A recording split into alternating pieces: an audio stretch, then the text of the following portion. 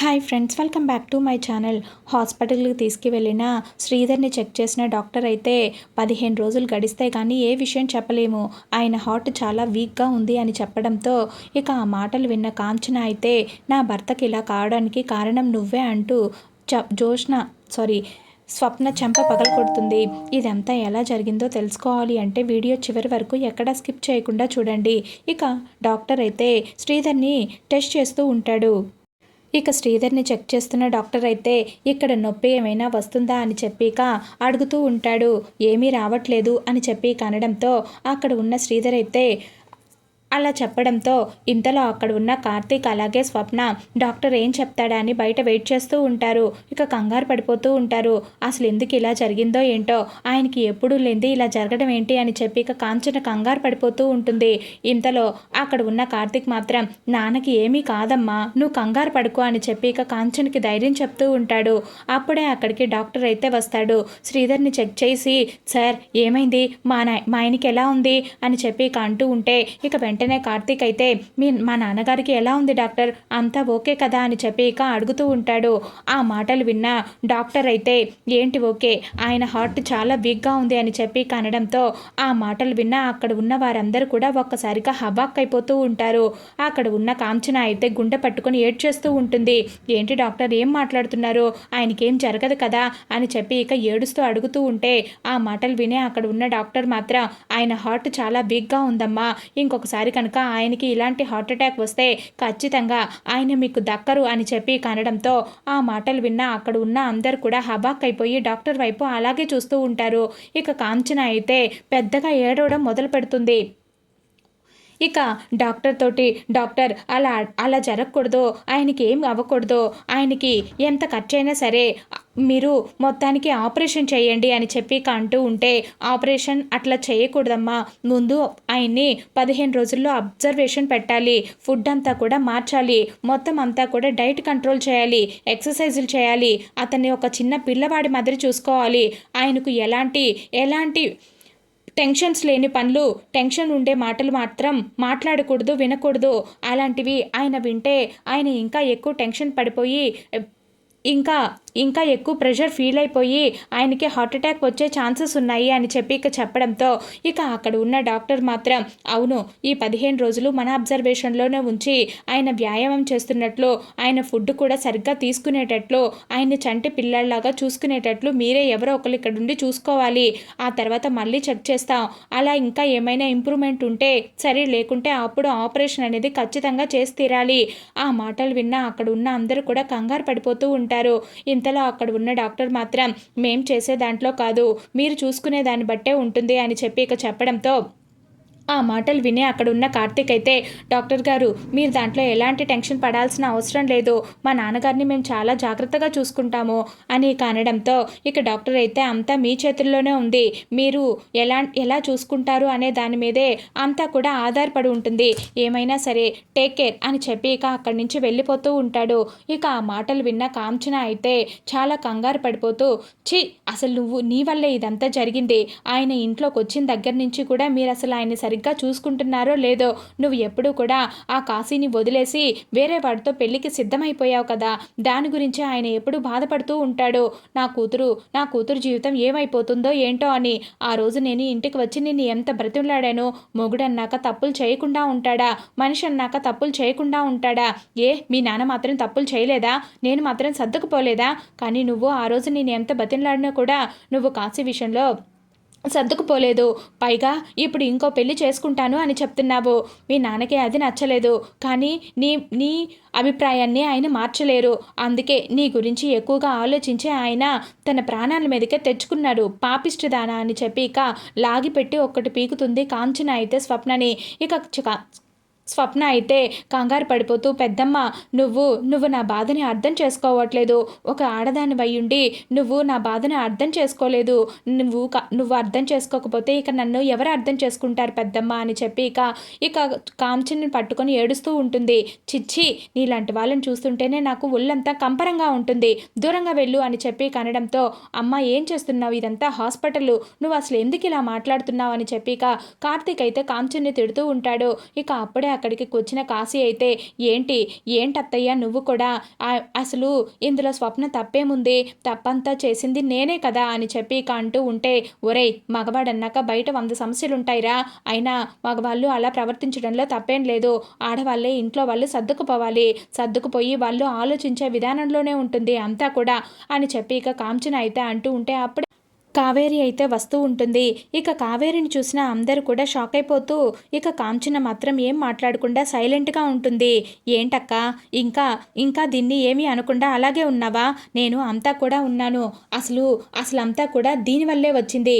అసలు నువ్వు మా కడుపుని ఎందుకు పుట్టావే పాపిష్టిదానా అని చెప్పి ఇక కావేరి కూడా చాలా ఎమోషనల్ అయిపోతూ ఉంటే, నేనేం చేశాను మమ్మీ, అందరూ నన్నే ఎందుకంటున్నారు అంటే నీ గురించి ఆలోచించే మీ నాన్నకి ఇలా జరిగింది కాబట్టి మేమందరం కూడా నెత్తి నోరు కొట్టుకొని చెప్తున్నాము. కాశీ చాలా మంచివాడే, అన్నీ సర్దుకొని పోవే అని. నువ్వు వింటున్నావా? ఆ రోజు ఇంటికొచ్చి అక్క కూడా నిన్ను ఎంతగా బ్రతిమలాడింది. కానీ ఇప్పుడు కాశీని వద్దనుకొని వేరొక అబ్బాయిని పెళ్లి చేసుకోవడానికి సిద్ధమైపోయావు కదా. అందుకే దాని గురించి ఆలోచించి నా కూతురి జీవితం ఏమైపోతుందో ఏంటో అని చెప్పి ఇక ఆయన ఎక్కువగా ఆలోచించి నీ వల్లే ఆయన ఈరోజు మాకు దక్కకుండా పోయే పరిస్థితి వచ్చింది, పాపిష్టిదానా అని చెప్పి ఇక కావేరి కూడా స్వప్నని తిడుతూ ఉంటుంది. ఇక ఆ మాటలు విన్న స్వప్న అయితే ఏడ్చుకుంటూ లోపలికైతే వెళ్తుంది. ఇక శ్రీధర్ దగ్గర ఏడుస్తూ డాడీ నా వల్లే మీకు ఇలా అయింది, సారీ డాడీ అని చెప్పి ఇక స్వప్న అయితే శ్రీధర్ కాళ్ళు పట్టుకుని ఏడుస్తూ ఉంటే, ఏం పర్లేదమ్మా, నువ్వేం బాధపడకు, చిన్న స్ట్రోకేలే, ఏం కాదు, రేపొద్దునే ఇంటికి వెళ్ళిపోదాం, మీరెవ్వరు ఏడవకండి అని చెప్పి ఇక అంటూ ఉంటాడు. ఇక నువ్వు ఇంటికి తీసుకెళ్ళిపో వీళ్ళందరినీ అని చెప్పి ఇక శ్రీధర్ అయితే ఇక కాశీకి అయితే చెప్తూ ఉంటాడు. ఏంటండి మీరు హాస్పిటల్లో ఉంటే మేము ఇంటి దగ్గర ఉండి ఏం చేస్తాం, నేను మీ దగ్గరే ఉంటాను అని చెప్పి ఇక కావేరి అలాగే కాంచన ఇద్దరు కూడా మొండికేసి అక్కడే ఉంటారు. ఇక శ్రీధర్ దగ్గరే హాస్పిటల్లో అందరూ ఉండడంతో ఇదంతా కూడా హాస్పిటల్, ఇక్కడంతా కూడా ఇలా ఏడుస్తూ ఉండకూడదు, దయచేసి సైలెంట్గా ఉండండి అని చెప్పి ఇక శ్రీధర్ అయితే వాళ్ళకి నచ్చ చెప్తూ ఉంటాడు.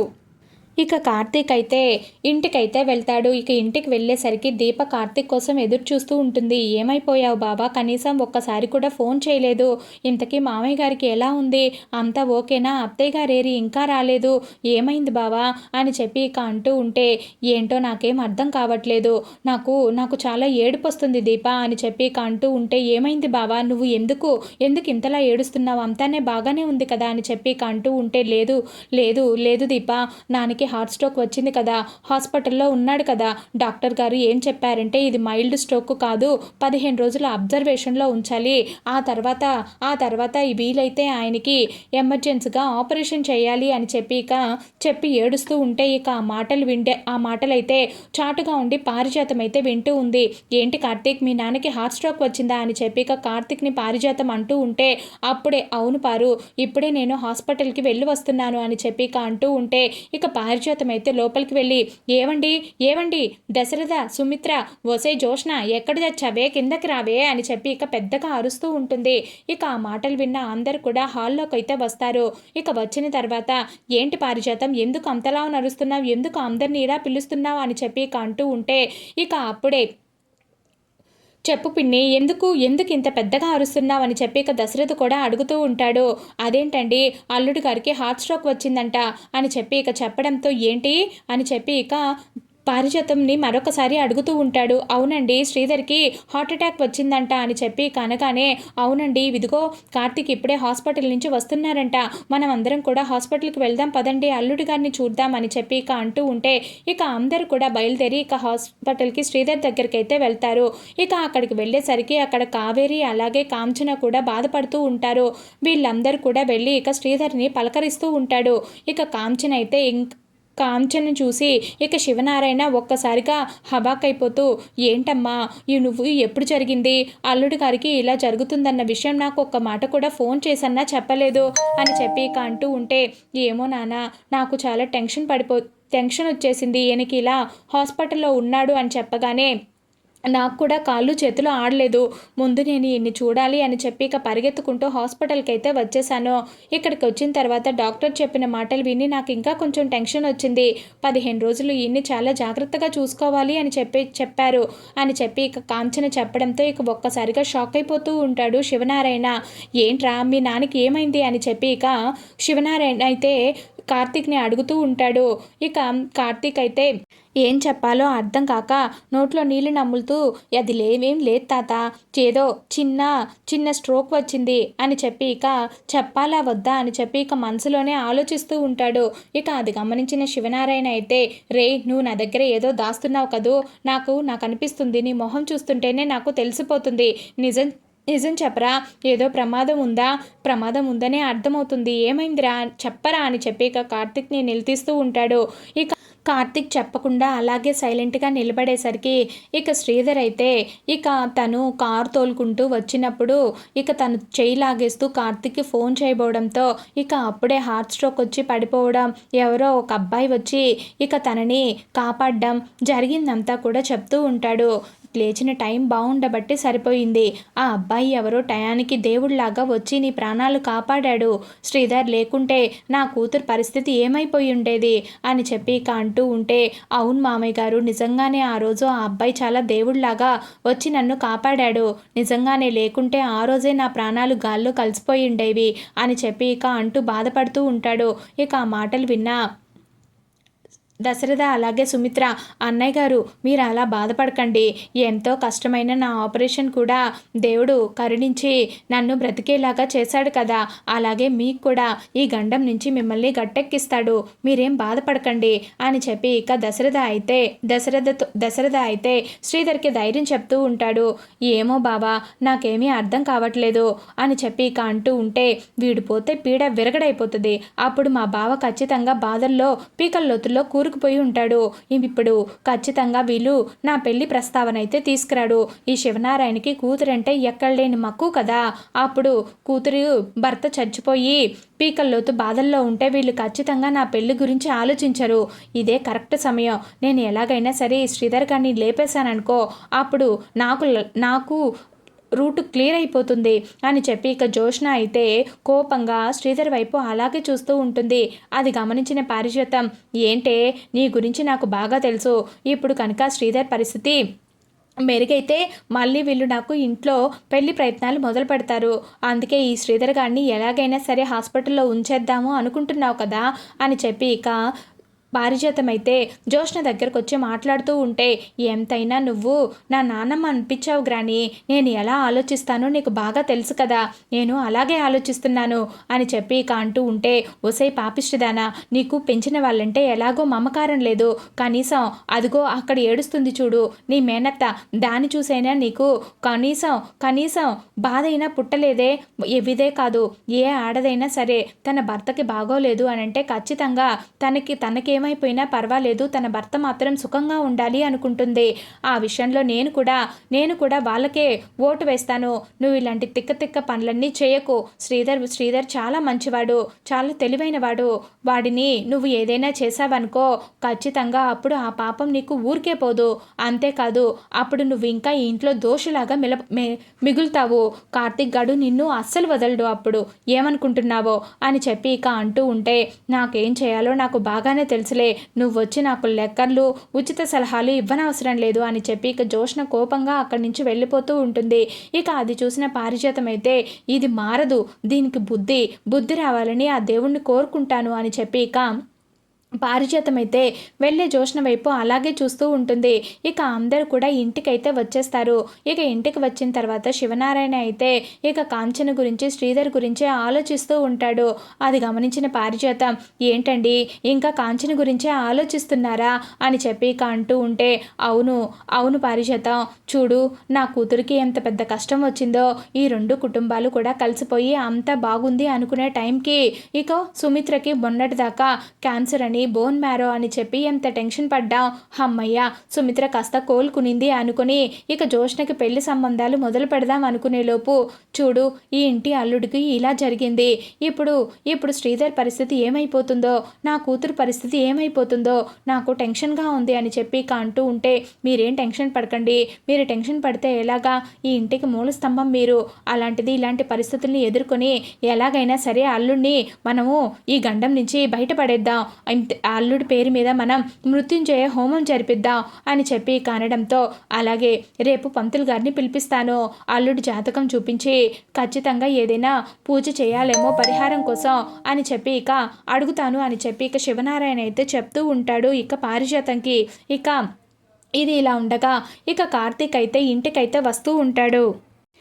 అప్పుడే కార్తీక్కి స్వప్న తన లగేజ్తో ఎటో వెళ్ళిపోతున్నట్టు కనిపిస్తూ ఉంటుంది. అది చూసిన కార్తీక్ అయితే ఒక్కసారిగా హబాక్కైపోతూ స్వప్న స్వప్న అని చెప్పి పెద్దగా అరుస్తూ ఉంటాడు. స్వప్న వెనక్కి తిరిగి చూసి అమ్మో అన్నయ్య నన్ను కనుక ఇప్పుడు చూశాడు అంటే ఖచ్చితంగా నన్ను ఆపేస్తాడు, అప్పుడు నన్ను వెళ్ళిపోనివ్వడు. అసలు నేను ఉండడం వల్లే కదా వీళ్ళందరికీ ఇన్ని కష్టాలు వచ్చాయి.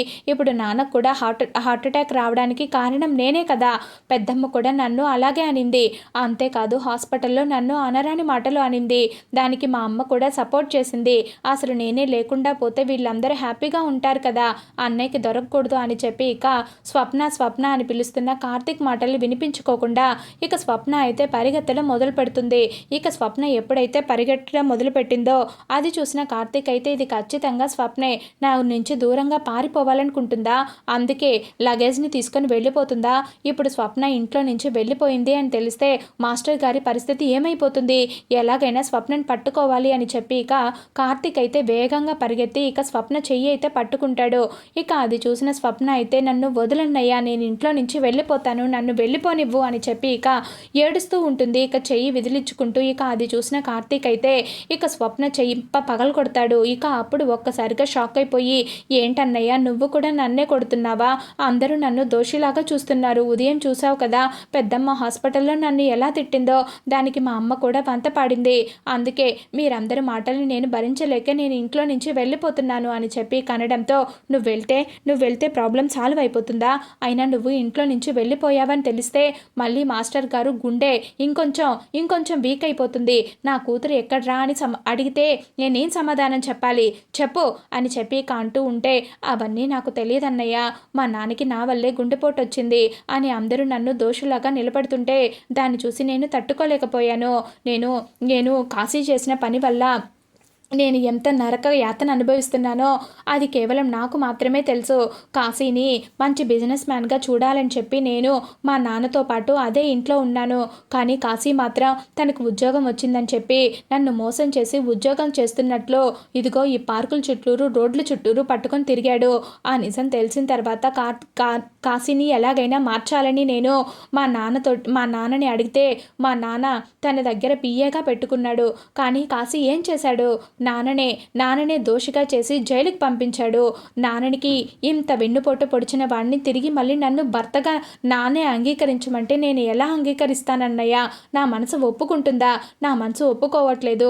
ఆ విషయం నేను ఎన్నోసార్లు కాశీకి నాన్నకి అలాగే అమ్మకు కూడా చెప్పాను. అంతేకాదు ఆ రోజు కాశీని తీసుకొని పెద్దమ్మ ఇంటికి వచ్చినప్పుడు కూడా పెద్దమ్మని కూడా నేను అదే అడిగాను. అంతెందుకు నాన్న నిన్ను మోసం చేసి మా అమ్మని రెండో పెళ్లి చేసుకున్నాడని నీకు ఇన్ని సంవత్సరాలు తెలిసింది కదా, మరి ఇన్ని సంవత్సరాలు కాపురం చేసిన నువ్వే మీ ఆయన్ని వద్దనుకుంటున్నావు. ఖచ్చితంగా సంవత్సరం కూడా నేను కాపురం చేయలేదు. అలాంటి వాడితో నేను ఎలా ఉండేను పెద్దమ్మ, మా నాన్నకే ఇంత ద్రోహం చేసిన వాడు రేపెప్పుడైనా నాకు ద్రోహం చేయడని గ్యారంటీ ఏంటి అని చెప్పి కార్తీక్ని ఆ రోజు జరిగిందంతా కూడా గుర్తు చేస్తూ ఉంటుంది. చూడు స్వప్న, ప్రతిదానికి ఇలాగా తెంపేసుకుంటూ పోతే లాస్ట్కి మనం తప్ప మన చుట్టూ బంధాలు ఏవి కూడా మనకి నిలబడవు. అంతెందుకు జోష్నని చూసావు కదా, జోష్న ఎన్ని తప్పులు చేస్తున్నప్పటికీ కూడా అందరూ జోష్నని కలుపుకుపోతున్నారు. అంతేకాని నువ్వు నాకు మనవరాలుగా వద్దు అని చెప్పి తాత ఒక్క మాట అంటే జోష్న పరిస్థితి ఏమైపోతుంది. ఏది కూడా ఎవరు కూడా కావాలని తప్పులు చేయరు. అయినా ఆ రోజు కాశీ అలా చేయడానికి తప్పు కాశీది కాదు, జోష్నది. ఎందుకంటే జోష్న కావాలనే కాశీని రెచ్చగొట్టి తన పని అయ్యేలా చేసుకుంది. ఆ జోష్న ఎప్పుడు అంతే, ఎవరెలా పోతే నాకెందుకు, నేను మాత్రం బాగుండాలి అనే రకం. ఇప్పుడు చెప్పు, నిజంగా ఆ రోజు తప్పు కాశీ చేశాడా, లేదు మీరిద్దరు కలిసి తనని చులకనగా చేస్తూ ఉంటే ఎలాగైనా సరే నేను డబ్బులు సంపాదించాలి అని అనుకున్నాడు. అది అదునుగా చేసుకునింది జోష్న. అందుకే కాశీ చేత అలా తప్పు చేయించింది అని చెప్పి చెప్పడంతో ఇదంతా వెనకాలుండి ఆడించింది జోష్ననా అని చెప్పి స్వప్న అంటూ ఉంటే అవును, అందుకే కాశీ అమాయకంగా దొరికిపోయాడు.